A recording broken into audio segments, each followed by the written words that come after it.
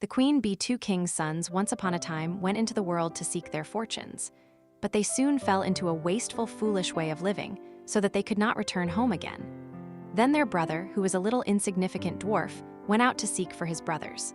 But when he had found them, they only laughed at him, to think that he, who was so young and simple, should try to travel through the world, when they, who were so much wiser, had been unable to get on.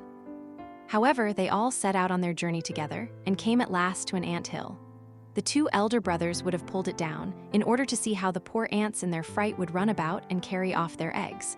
But the little dwarf said, "Let the poor things enjoy themselves, I will not suffer you to trouble them." So on they went, and came to a lake where many ducks were swimming about. The two brothers wanted to catch two, and roast them. But the dwarf said, "Let the poor things enjoy themselves, you shall not kill them." Next they came to a bee's nest in a hollow tree, and there was so much honey that it ran down the trunk. And the two brothers wanted to light a fire under the tree and kill the bees so as to get their honey.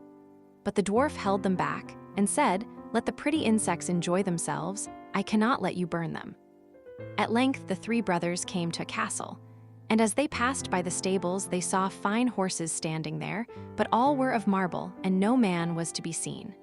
Then they went through all the rooms, till they came to a door on which were 3 locks, but in the middle of the door was a wicket, so that they could look into the next room. There they saw a little gray old man sitting at a table, and they called to him once or twice, but he did not hear. However, they called a 3rd time, and then he rose and came out to them. He said nothing, but took hold of them and led them to a beautiful table covered with all sorts of good things. And when they had eaten and drunk, he showed each of them to a bedchamber. The next morning he came to the eldest and took him to a marble table where there were 3 tablets, containing an account of the means by which the castle might be disenchanted. The first tablet said, "In the wood, under the moss, lie the 1,000 pearls belonging to the king's daughter. They must all be found. And if one be missing by set of sun, he who seeks them will be turned into marble." Bleh! The eldest brother set out and sought for the pearls the whole day. But the evening came, and he had not found the first 100. So he was turned into stone as the tablet had foretold.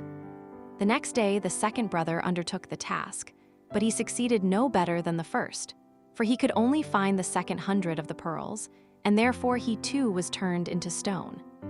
At last came the little dwarf's turn, and he looked in the moss, but it was so hard to find the pearls, and the job was so tiresome, so he sat down upon a stone and cried. And as he sat there, the king of the ants, whose life he had saved, came to help him with 5,000 ants, and it was not long before they had found all the pearls and laid them in a heap. The second tablet said, "The key of the princess' bedchamber must be fished up out of the lake." And as the dwarf came to the brink of it, he saw the 2 ducks whose lives he had saved swimming about, and they dived down and soon brought in the key from the bottom. The third task was the hardest.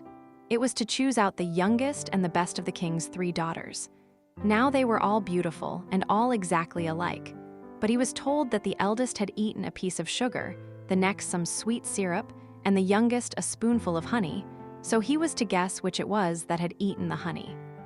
Then came the queen of the bees, who had been saved by the little dwarf from the fire, and she tried the lips of all 3. But at last she sat upon the lips of the one that had eaten the honey, and so the dwarf knew which was the youngest. Thus the spell was broken, and all who had been turned into stones awoke and took their proper forms. And the dwarf married the youngest and the best of the princesses and was king after her father's death, but his 2 brothers married the other 2 sisters.